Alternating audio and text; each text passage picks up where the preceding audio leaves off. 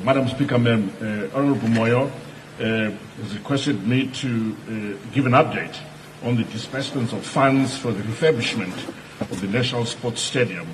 This is from January 2024 to date.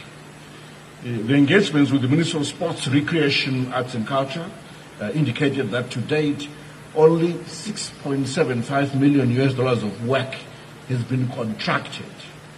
And this relates to infrastructure development, including water reticulation, installation of the security systems such as the VOC, CCTV and access control equipment, as well as the ticketing system for the National Sports Stadium.